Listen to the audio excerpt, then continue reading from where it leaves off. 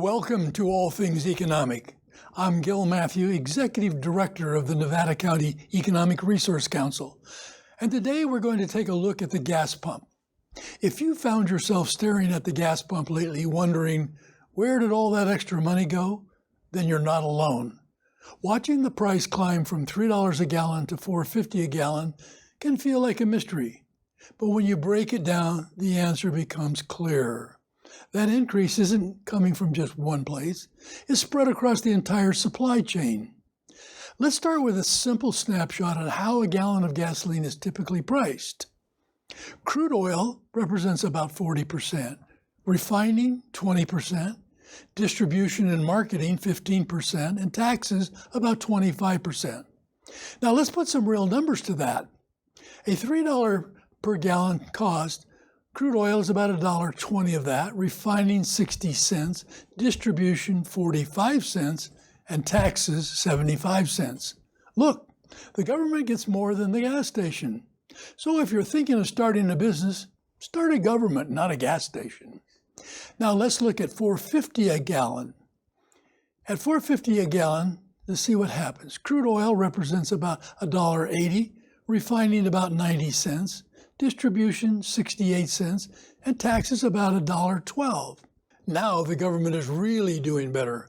That extra $1.50 per gallon isn't going into one bucket, it's being distributed across all four sections. Crude oil remains the largest component of gasoline prices.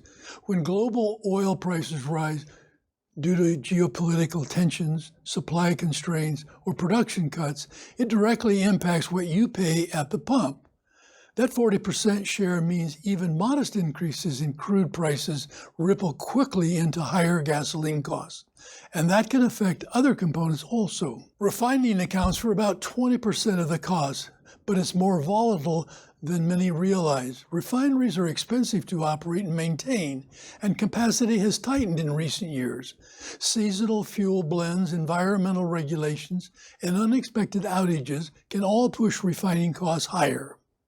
When demand is strong and refining capacity is limited, prices rise. The 15% spent on distribution covers transportation, pipelines, trucks, storage, and retail operations. Rising fuel costs ironically increase distribution expenses themselves, along with labor and infrastructure costs. While not the largest sector, it steadily contributes to the overall increase. Since oil prices affect transportation, etc., taxes make up roughly 25% of the cost of a gallon. Some are fixed, like federal excise taxes, while others, such as sales taxes in certain states, rise with the price of fuel. So as the base price climbs, total tax revenues per gallon often increase as well. So when the price goes from $3 per gallon to $4.50 per gallon, where did the extra $1.50 go? About 60 cents of the increase went to crude oil, roughly 30 cents to refining, around 23 cents to distribution, and about 37 cents to taxes. No single segment absorbed the full increase. Instead, the entire system scales upward. Gasoline pricing reflects a complex, interconnected system influenced by global markets, infrastructure, policy, and demand. When price jumps from $3 to $4.50, it's not just a story of oil companies. It's a story of the entire energy ecosystem adjusting at once. But here's the dirty little secret. While demand for crude oil has increased and prices have risen, the production cost to U.S. producers has stayed relatively flat. So the oil companies are earning windfall profits. And guess who else benefits? Yes, the government. Understanding all of this doesn't make the higher cost any easier to swallow, but it does answer the question. The money didn't disappear. It was redistributed across every step it takes to get fuel from the ground to your tank.